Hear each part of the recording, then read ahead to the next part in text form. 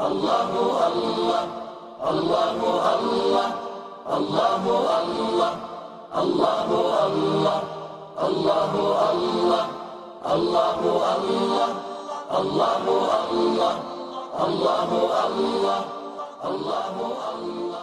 A'udzu billahi minasy syaithanir rajim. Bismillahir rahmanir rahim.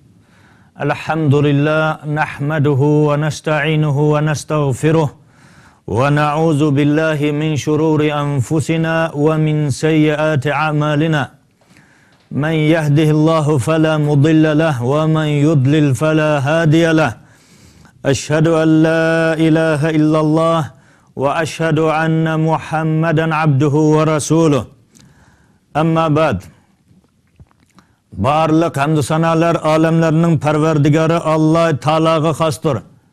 Peygamberimiz Muhammed Mustafa sallallahu aleyhi ve sellemge, aile azalarga, sahabelerge ve o zatga ta kıyametkiçe güzel ahlak bilen ergeşken barliq mümin Müslüman qarindoshlarga Allah'ın salamı ve berekatı bolsun. Assalamu aleykum ve rahmetullahi ve berekatuh. Aziz mümin Müslüman qarindoshlar, bugungi dersimiz bo'lsa ixlos va niyat haqida bo'ladi. Dinimizda qandaq bir amalni qiladi ekanmiz, uni nihoyatimi ixlos bilan qilmog'imiz lozim. Shuning bilan birgalikda qilgan amalimizni, amal uchun niyatimizni durust qilmog'imiz lozim aziz qarindoshlar. Niyetimiz durust bo'lmay, niyetimiz xato bo'ladigan bo'lsa, qilgan amallarimizning hammasi bekor bo'lib ketadi. Ya'ni yo'qqa chiqib ketadi. Habata bo'lib ketadi aziz qarindoshlar. Shuning uchun ishni qilishdan burun niyetimizni durust qilsak va bu qilgan ishimizni ixlos bilan, samimiyat bilan qiladigan bo'lsak, Rabbimizning dargohida bu amal maqbul bo'lib hisoblanadi. Allah Teala Kur'an-ı Kerim'de mundaq deydi. Bismillahirrahmanirrahim. Ve ma umiru illa liya'budullaha mukhlisina lahu'd-din. Hunafa'a ve yuqimus salat ve yu'tuz zakat ve zalika dinul qayyimah. Ular faqat ibodatni Allohga xolis qilgan, haq dinga e'tiqod qilgan holda yolg'iz Allohga ibodat qilishga buyurildi dedi. Yani Allah Teala barliq ummatlarni ibodatni faqat yolg'iz Allah Teala'nın o'zi uchunla qilishga buyurgan edi.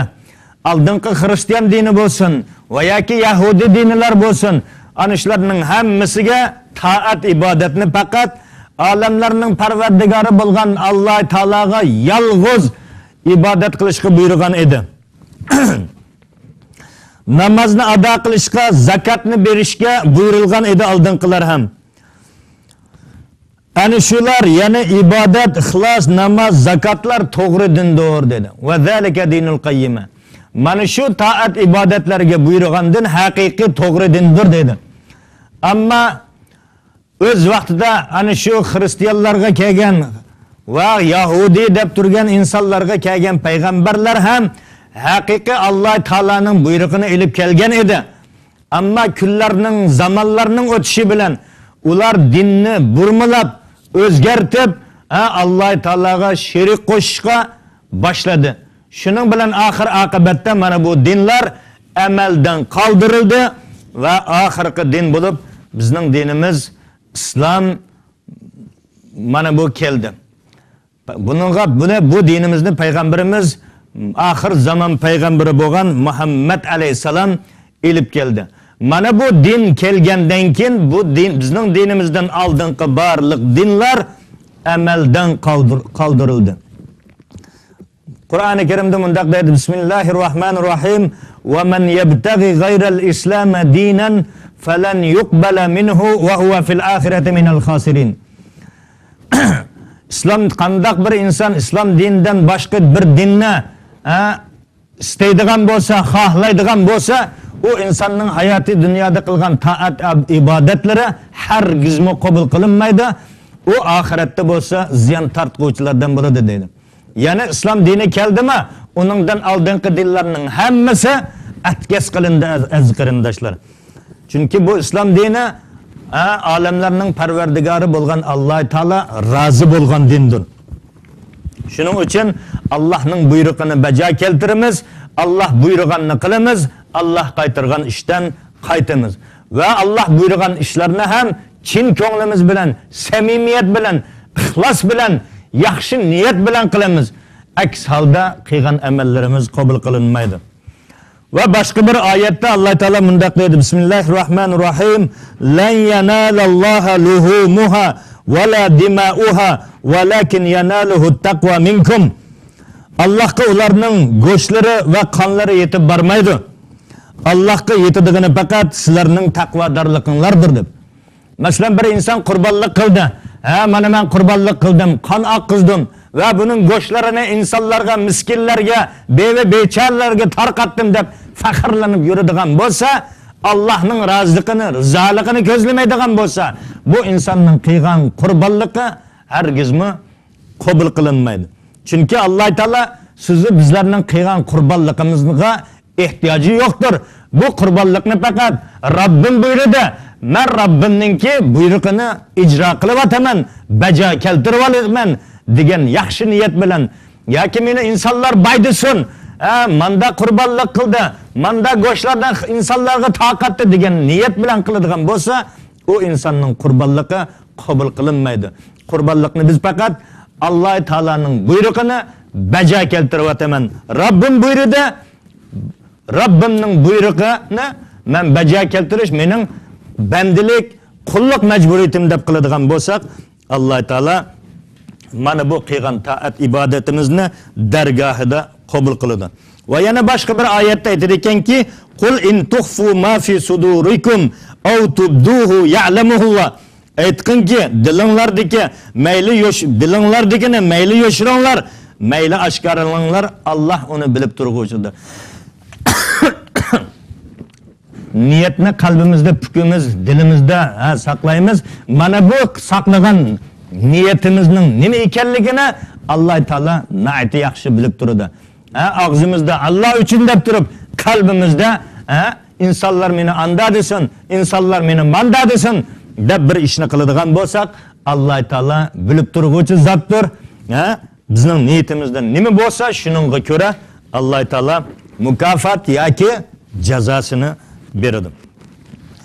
Endi Amirul Mu'minin Umar ibn Xattob radhiyallohu anhu da rivoyat qilingan hadisda payg'ambar alayhisalom mundaq deydi aziz qarindoshlar. Innamal a'malu binniyat va innama likulli imri'in ma nawa. Faman kanat hijratuhu ila Alloh va rasulih fa hijratuhu ila Alloh va rasulih. Wa man kanat hijratuhu lidunya yusibuha aw imra'atin yankihuha fa hijratuhu ila ma hajara ilayhi dedi. Umar ibn Xattob radhiyallohu anhu da rivoyat qilingan hadisda payg'ambar alayhisalom mundaq dedi. Innamal a'malu binniyat. Qilingan barliq amallar, ishlar niyatga bog'liqdir deyapti. Va innama likulli imri'in ma nawa. Har bir kishi o'zining niyatiga qarata qilgan ishining savobini oladi dedi. Faman kanat hijratuhu ila Alloh va rasulih. Kimki Alloh va uning rasuli uchun hijrat qilgan bo'lsa, uning hijrati Alloh va uning rasuli uchun qilingan bo'ladi. Qandaq bir kishining hijrati dunyo tepishlik uchun yoki bir ayolga o'ylanish uchun niyat qilgan bo'lsa, uning hijrati qilgan niyati uchun bo'ladi dedi. Alloh taolo Makkadagi ana shu qijilinib turayotgan azob uqubatlarni chekayotgan mu'min musulmonlarga hijrat qilish buyrug'ini berdi. Shuning bilan bu buyruqni payg'ambar alayhisalom ummatiga, sahobalarga yetkazdi. Shuning bilan sahobalar ana shu tor zamin bo'lgan Makka mukarramadan Allohning keng zaminlari bo'lgan boshqa joylarga hijrat qilishga boshladi. Bu hijratdan maqsad faqat dinni saqlab qolish va dinni mahkam tutish va boshqa yerdagi insonlarga ham yetkazish edi. Shuning bilan mana shu yana boshqa bir inson, yana uningdan boshqa bir inson, masalan, qandaq bir inson men ham hijrat qildim deb, hijratdan maqsad ana shu boshqa joyga borib rohat yashash, yoki bo'lmasa boshqa joyda yaxshilab bir ayolga to'y qilish maqsadida yoki boshqa bir niyat bilan bir inson hijrat qilgan bo'lsa, u qilgan hijratiga yarasha niyati Allah uchun bo'lsa mukofotni oladi, mol dunyo tepish, boshqa bir g'araz maqsadlarga yetish uchun bo'lsa, uning qilgan hijrati ana shu g'araz maqsadlarga yetish uchun qilgan bo'ladi, ammo Rabbimizning dargohida u inson uchun hech qanday savob berilmaydi. Bu hadisning aytilishidan maqsad ham ana shu sahobalarning orasida bir ayol bor edi, Ummu Qays degan. Bu ayol ham mana shu iymoni kuchli bo'lganligi uchun payg'ambar alayhisolamning so'ziga itoat qilib, mana shu Makkadan hijrat qilishga niyat qildi. Ammo bu ayolni yaxshi ko'rib qolgan yana bir inson bor edi sahobalardan. Buningki iymoni ozgina ojiz bo'lganligi uchun bu hali niyatida, qalbida hijrat degan narsani tutmagan edi, niyat qilmagan edi. Ya'ni shu Makkada yashab qolishni iroda qilgan edi. Ammo bu Ummu Qaysga men seni yaxshi ko'raman, sen bilan to'y qilmoqchiman deganligi uchun Ummu Qays bo'lsa, men hijrat qilib ketyapman. Agar sen rostdan men bilan to'y qilmoqchi bo'lsang, men bilan birga hijrat qilsang, uningdan keyin o'sha hijrat qilgan joyda sen bilan to'y qilaman degan. Shuning bilan bu sahaba ham mana shu ayol bilan to'y qilish maqsadida, ayolga o'ylanish maqsadida hijrat qilganligi uchun va bu gap keyin sahobalarning orasida tarqab ketganligi uchun payg'ambar alayhisolamdan mana shu hijrat haqida so'ralganida payg'ambar alayhisolam mana bu muborak hadisni aytgan. Xuddi shuningdek sahobalarning orasida Alloh uchun hijrat qilganlari bo'ldi va ba'zi iymoni ojizroq ba'zi kishilar bo'lsa, ma'lum boshqa bir maqsad g'araz bilan hijrat qilganligi bo'lganligi uchun mana bu hadisni aytdi. Shuning bilan bilganlar o'zlarining niyatlarini Alloh uchun qilganligini va ba'zi bir kishilar esa ba'zi bir maqsad niyatlarga yetish uchun hijrat qilganligi oshkorlanganlik sababidan mana bu hadis aytilgan. Shuning uchun aziz qarindoshlar, biz qandaq bir ishni niyat qilaylik, bu ishda Allohning roziligini ko'zlamaydigan bo'lsak va bu ishda samimiy yaxshi niyatimizni oshkora qilmaydigan bo'lsak, qilgan ishimiz habata bo'lib ketadigan aziz qarindoshlar. Masalan biz buningga masalan eng yaxshisi yana bir hadisni sizlarga bayon qilay. U hadisda shuningdan iboratki, qiyomat qoyim bo'lgan chog'da Alloh taolo 3 toifa insonlarni huzuriga chaqiradi ekan. Birinchi bo'lib, ularning birisi shahid, ya'ni Alloh yo'lida hayoti dunyoda jinini fido qilgan shahid insonni chaqiradi ekan. Chaqirgandan keyin Alloh taolo: "Ey bandam, men sana hayoti dunyoda seni yaratdim, sana andaq mandaq nozi ne'matlarni berdim. Ba'dimmi?" degandan keyin u inson shahid inson: "Ya Rabbim, siz haqiqatan shu ne'matlarni menga ato qildingiz. Men shuni tan olaman" deganda Alloh taolo aytadi ekanki: "Ey bandam, sen men uchun nima ish qilding?" deganda: "Ey Parvardigorim, men siz uchun mana shu issiq jinimni, butun vujudimni sizning yo'lingizda shahid qildim" dedi ekan. Shun bilan Alloh taolo u bandaningga qanday shahid bo'lganligini Alloh taolo o'zi yaxshi bilganligi uchun: "Ey bandam, sen men uchun shahid bo'lmading. Sen insonlar meni qahramon desin, jasur kim desin, botir desin deb urush qilding. Haqiqatan shahid bo'lding. Hayoti dunyoda insonlar seni haqiqatan palonchi qahramonti, palonchi jasurti, palonchi botirti dedi. Sen savobingni hayoti dunyoda olib bo'lding. Endi mening huzurimda sana beriladigan savob yo'q" deb jahannam farishtalariga buyurdi ekanki, buni olinglar, do'zaxga tashlanglar deb. Shuning bilan jahannam farishtalari bu insonning yuzini yagi so'ragan holatda opirib do'zaxga tashlaydi ekan. Bu nima uchun deganda aziz qarindoshlar, niyati Alloh roziligi uchun bo'lmay, insonlar meni andaq desin, insonlar meni mandaq desin, nochi deb qolsin, palvon deb qolsin deb jihad qilganligi uchun aziz qarindoshlar, haqiqatan bu inson hayoti dunyoda shahid bo'lgan bo'lsa-mu, ammo Rabbimizning dargohida hech qanday mukofotga erisha olmaydi. Allah Teala mana bundaq şehitlikten özü asırsın aziz qarindoshlar. İkinci bo'lib Allah Teala ana shu mahshargohga olim bir insonni chaqiradi ekan. U insonga ham Allah Teala o'zining ne'matlarini eslatadi ekan. U inson Allah Teala'ning ne'matini eslab, Rabbim haqiqatan sen menga mana shundaq noz ne'matlarni berding, men tan olaman deydi ekan. Undaqda sen men uchun hayoti dunyoda nima ish qilding deganda olim aytadi ekanki, men sen uchun ilm o'rgandim, Qur'on o'qidim va bu ilmlarni boshqalarga o'rgatdim deydi. Shunda Alloh taolo sen yolg'on so'zlading. Sen ilmni insonlar meni olim desin, deb o'rganding. Haqiqatan hayoti dunyoda palonchi nihoyatimi olim edi, nihoyatimi qori edi, bakmi ko'p Qur'on o'qiydi dedi. Haqiqatan sen hayoti dunyoda bu mukofotingni olib bo'lding. Endi mening huzurimda sana beriladigan hech qanday mukofot yo'q deb buni ham farishtalarga buyurdi ekan. Farishtalar buning yuzini yagi so'ragan holatda jahannamga tashlaydi ekan aziz qarindoshlar. Bu ham nima uchun deganda mana shu niyatiningki durust bo'lmaganligi va qilgan amalining ixlos bilan ado qilinmaganligining sababidandir aziz qarindoshlar. Alloh taolo mana bundaq olimlardan bo'lib qolishdan sizu biz barchamizni o'zi asragan bo'lsin. Uchinchi qitimda mahshargohga chaqiriladigan insonlarning biri boy inson ekan.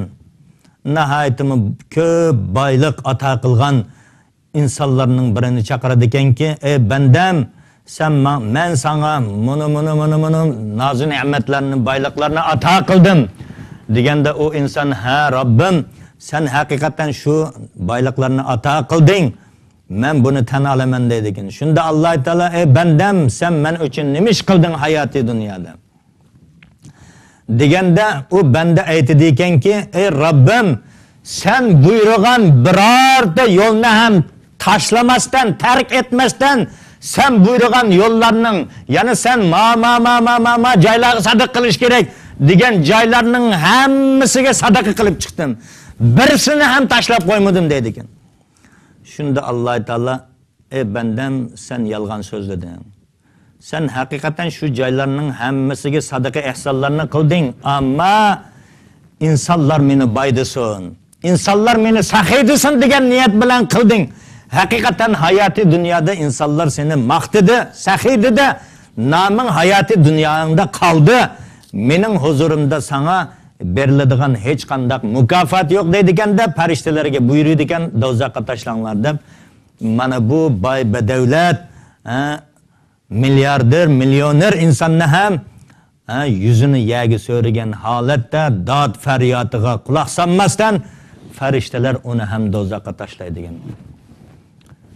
Boylik ham baloyi ofat aziz qarindoshlar, agar buning huddisidan chiqolmaydigan bo'lsak, boylikning huddisidan chiqalaydigan bo'lsak, bu nihoyatimi cho'ng ne'mat, nihoyatimi cho'ng baxt, saodat elib keladi aziz qarindoshlar. Agar bu boylikni tepib o'z joyida ishlatilmaydigan bo'lsak, bu boylik bizning beshimiz uchun baloyi ofatlarga, kulfatlarga, musibatlarga sabab bo'ladi aziz qarindoshlar. Shuning uchun mana bundaq boylikdan ham Alloh taolaning o'zi sizu bizlarni asrasin aziz qarindoshlar. Dinimiz mana shundaq din. Niyatimiz xolis bo'lmaydigan bo'lsa, amalimiz ixlos bilan ado qilinmaydigan bo'lsa, bu dunyoda ish amal qilamiz deb avori bo'lib yurishning hech hojati yo'q. Maishatimizni qilib yashayverib, oxiratda ana shu nimani qilgan yaxshiroq balkim aziz qarindoshlar. Shuning uchun Alloh taolo sizni bizlarni bu dunyoga bekardan bekarga yaratib qo'ymadi. Alloh taolo ma'lum maqsad bilan yaratdi. Ana shu Robbimizningki maqsadini biz hayoti dunyoda amalga oshirmaydigan bo'lsak, ijro qilmaydigan bo'lsak, buningki jazosini abadul abad, do'zax hayoti abadiydir, jannat hayoti abadiydir. Do'zaxda o'lim yo'q, azob uqubat vardır. Cennette hem ölüm yok, rahat, paragat vardır aziz qarindoshlar. Mangu yashaysiz. Bu dünya tötkillik. Ama cennet hayatı ebedi yashaysiz. aytilishicha, mana shu sizning hozirgacha sizni bizning bilganimizcha Nuh alayhissalomning zamonasida insonlar nihoyatda ko'p ming yillab, necha ming yillab yashaydi ekan. Ana shu Nuh alayhissalomdan so'ragan ekan: "Ey Nuh, kayfa wajadta dunya?" Bu dunyo qandaq narsa ekan? Qandaq topding bu dunyoni? Deganda Nuh alayhissalom aytgan ekanki, "Wajadtu dunya baytan fihi darayn, fihi babayn." Bu dunyo bir uyga o'xshaydi ekan, u uyning ikki dona ishki bor ekan. Ma tarafdan kirdim, yana bir tarafdan chiqib ketdim. Ya'ni 1000 yil islomga da'vat qilgan insonlar. Ya'ni hayoti 1000 yildan ko'p yashagan insonlar, insonninki aytgan so'zi. Hozir biz unda yashamatimiz-ki. Hozir eng ko'p yashagan inson 100 yosh. Eng ko'p yashapti degan inson 80 yosh, 90 yosh, 100 yosh. 120, 130 ga kirgan insonlar nihoyatda nadir, bakma az. Sanab topqila olmaydi. Shu eng normali 60 yil, 70 yil. Ba'zi inson uningga yashamasdan 5-10 yoshda, 1-2 yoshda, 4-5 oylikda, 20-30 yoshda, 40-50 yoshda o'lib ketyapmiz. Mana shu arzimagan yilda biz hayotimizni mana shu shaytonning changiliga tashlab, o'zimizning arzimagan nafsimizning oqisiga kirib, o'tib ketyapmiz. Oxir oqibatda ana shu abadiy abad do'zaxga kirib qolishimiz, do'zax azobidan tetib qolishimiz hech gap emas aziz qarindoshlar. Shuning uchun 4 kunlik dunyoda shaytonning o'yiniga depiga usul o'ynamaylik. Qo'limizdan kelgancha solih amallarni qilaylik va Robbimizni rozi qilaylik aziz qarindoshlar. Dünya aşınçılık. Cabir ibn Abdullah el-Ansari radıyallahu anhuma قال كنا مع النبي صلى الله عليه وسلم في غزاة فقال إن بالمدينة لرجالا ما سرتم مسيرا ولا قطعتم واديا إلا كانوا معكم حبسهم المرض وفي الرواية إلا شركوكم في العجر رواه مسلم. Cabir ibn Abdullah al-Ansari radıyallahu anhumanın mundaq deganligi rivoyat qilinadi. Biz payg'ambar alayhisalom bilan dedi, bir g'azotda birga edik dedim. Payg'ambar alayhisalom mundaq dedim. Kasal sababidan shak shubhasizki Madinada qolib qolgan nurg'un kishilar bor. Sizni bizlar mana bu g'azotga qatnashdik, urushga chiqdik. Amma sizni bizlar bilan birga urushga qatnashamay qolgan, kasal bo'lib Madinada yetib qolgan qanchilgan insonlar bor dedim. Sizlar qayerga mansanglar, har qanday jilg'ilarni kesib o'tsanglar, ular sizlar bilan birga bo'lgandek hisoblanadi dedim. Ma qaranglar, nima degan chiroyli hadis, nima degan go'zal hadis. Yana bir rivoyatda ular ajrida sizlar bilan o'rtaqdir dedim. Urushga chiqolmay qoldi kasallik sababi bilan ya boshqa bir muhim iloji yo'q bo'lib qolgan safarlar bilan. Ammo chiqmaganligi uchun ana shu sahobalarning qalbi nihoyatda yerim bo'ldi. Robbim shundoq bo'lmagan bo'lsa men chiqatdim. Mening qalbimni sen bilading-ku Robbim deb nihoyatda ko'ngli yerim bo'ldi. Ammo yerim bo'lganligi uchun aziz qarindoshlar, payg'ambar alayhisalom aytadi ekanki, Madinada bir qanchilgan kishilar qolib qoldi. Ma'lum sabablar tufaylidan ular biz bilan birga mana bu urushga qatnashamadi, ammo urushga qatnashganlikning sababini shu Madinada o'tirib turib ham elayotdi dedi payg'ambar alayhisalom. Nima degan go'zal. Niyatimiz yaxshi bo'lsa, bir ishni nima qilinmasa, keyingi dars hadisda ham bu haqda to'xtalib o'taman. Shuning uchun nima degan go'zal din bu, qaranglar aziz qarindoshlar. Urushga qatnashmaganlik uchun ko'ngli yerim bo'lganligi tufaylidan Alloh taolo urush qatnashganlikning savobini beryapti.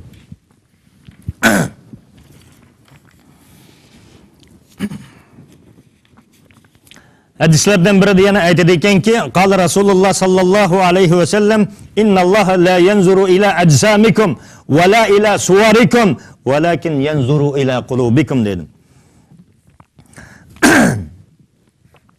Haqiqatan Allah sizlarning turuqinglarga va tashqi ko'rinishinglarga qaramaydi.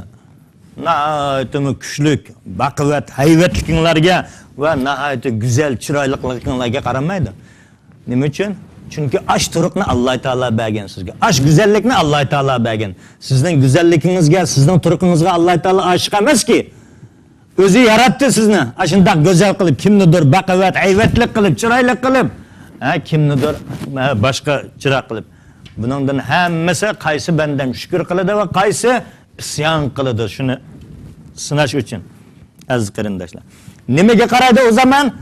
Walakin yanzuru ila qulubikum dedi. Alloh taolo sizni bizning qalbimizning pok yoki nopok ekanligiga qaraydi. Qalbimiz pok bo'lsa, chiroyimiz, turuqimiz sat bo'lsa ham Alloh taolo nihoyatda go'zal, chiroyli mukofotni beradi ekan. Agar o'zimiz chiroyimiz chiroyli bo'lib, qalbimizda nifoqni, ifloslikni, yomonlikni niyat qilib yuradigan bo'lsak, Alloh taolo jazolab qo'yadi ekan aziz qarindoshlar. Shuning uchun bu narsada nihoyatda diqqat qilmag'imiz lozim. Bizning bu diniy amallarimizning hammasi niyatga bog'liq. Bu niyat haqidagi hadis nihoyatda muhim hadislar. Nihoyatda dinninki asosiy prinsipini belgilab beradigan hadislarning biri aziz qarindoshlar. Shuning uchun mayli namoz o'qiylik, mayli zakot beraylik, mayli bir yaxshilikni qilaylik, insonlar meni manda deb qolsin, insonlar meni anda deb qolsin emas. Allah buyurgan edi, Allohninki buyrug'ini bajo keltiryapman deymiz. İnsanlar nima desa desin, Allah buyurganini qiladigan bo'lsak, biz Rabbimizni rozi qilgan bo'lamiz. Ma ishni qilsam, xafa bo'lib qoladi. Allah buyurgan, ammo bu ishni qilsam, xafa bo'lib qoladi degan niyat bilan qiladigan bo'lsak, biz o ishga hech qanday savob olmaymiz. Aşı xafa bo'lib qolishi mumkin. Uni xafa qilsak bo'lmaydi. Allohni xafa qilsak bo'lamdi? Allah. Bu qanday degan gap? Biz insonlarni xursand qilish uchun emas, Allohni xursand qiladigan ishni qiladigan bo'lsak, insonlar bizdan xursand bo'ladi. Bir inson yaxshilikni qilaversa, oxiri Alloh taolo o insonni yaxshi ko'rib qoladi ekan. Shun bilan Alloh taolo Jabroil alayhisalomga nido qiladi ekan: "Ey Jabroil, men palonchi bandamni yaxshi ko'rib qoldim, sen ham yaxshi ko'r" deb. Jabroil alayhisalom barliq farishtalarga nido qiladi ekanki: "Ey farishtalar, Alloh taolo palonchi bandani yaxshi ko'ribdi, men ham yaxshi ko'rdim, sizlar ham yaxshi ko'ringlar." Shu bilan barliq farishtalar yaxshi ko'rishga boshlaydi. Shuningdan keyin u insonni yer sharidagi barliq insonlar yaxshi ko'rishga boshlaydi. Ya'ni qalbida iymoni bor insonlar yaxshi ko'rishga boshlaydi. Qalbida nifoqi bor insonlar yaxshi ko'rolmaydi. Qalbida nifoq bor insonlar har doim mu'min musulmonlarni yomon ko'rib kelgan insonlar.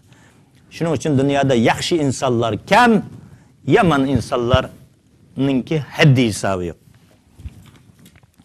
Mana bu hadis bilan bugungi darsimni tugitaman aziz qarindoshlar.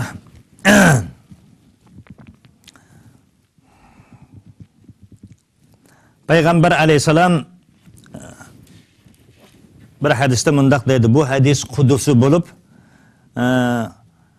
قال الله تبارك وتعالى إن الله كتب الحسنات والسيئات ثم بين ذلك.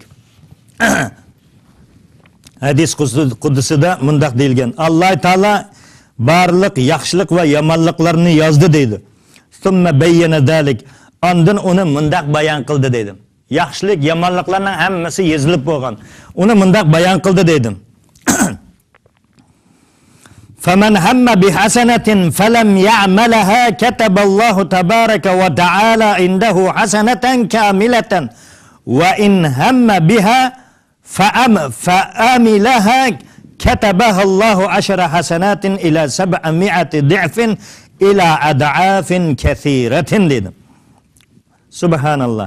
Kimki bir yaxshilikni niyat qilsa, uni qilmasa, bir inson bir yaxshilikni niyat qildi, men bu ishni qilaman Xudo xolasa deb, ammo uni qilmadi. Nima bo'ladi? Alloh uningga kamil bir yaxshilikni qilganning savobini beradi dedi. Yaxshi niyat. Niyatul mu'min xayrun min amalihi dedim. Mu'minning niyati uning qilgan ishidan yaxshiroqdir. Yana bir yaxshi inson bir narsani niyat qildi, men Xudo xolisa mush ishni men qilaman deb. Ammo imkon topolmadi. Sharoit yor bermay qoldi, ammo yaxshi niyat bilan shu ishni niyat qildi.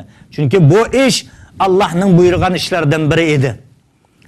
Undaqda nima bo'ladi? Alloh taolo ash ishni qilmagan bo'lsa-mi, ash banda Alloh taolo u insonning niyat qilganligi uchun bir savobni ato qiladi ekan aziz qarindoshlar. Agar uni amaliyotda qilsa dedim, niyat qilgan edi, shu ishni bajardi. Ro'yobga chiqargan bo'lsa dedi, Alloh uningga kamil bir amaliyotda qilsa dedi, Alloh uningga 10 dan tortib 700 hassigacha yaxshilikni, hatto uningdan ko'p yaxshilikning savobini beradi. Baja keltirsa, bir yaxshilikqa Alloh taolo 10 mukofot beradi. Bu oldingi ummatlarga berilmagan bir imtiyoz, imkoniyat. Payg'ambarimiz Muhammad Mustafa sallallohu alayhi vasallamning ummatiga berilgan bu yaxshilik. Bizlar bir yaxshilikni qilsak, Alloh taolo 10 hassa qilib yozib mukofot beradi. 700 hassigacha va xolisa uningdan ham ko'plab savobini beradi. Alloh taolaning ummati Muhammadiyaga berilgan imtiyozlardan biri mana bu aziz qarindoshlar. Subhanalloh. Endi agar u bir yomonlikni niyat qilsa, bir inson ishni qilman, men andaq qilaman yoki palonchini o'ltirib o'taman, yo uning nimasini o'g'irlab olaman, yo uni mandaq qilib o'taman, andaq qilib o'taman deb bir yomonlikni niyat qilsa, uni qilmasa dedi. Bir yomon narsani niyat qilgan edi, ammo uni baja keltirmasa dedi. Allah onunğa kamil bir yaxshilikning mukofotini beradi. Nima degan yaxshi? Uni o'ttirib o'taman deb niyat qilgan edi, o'tdamini.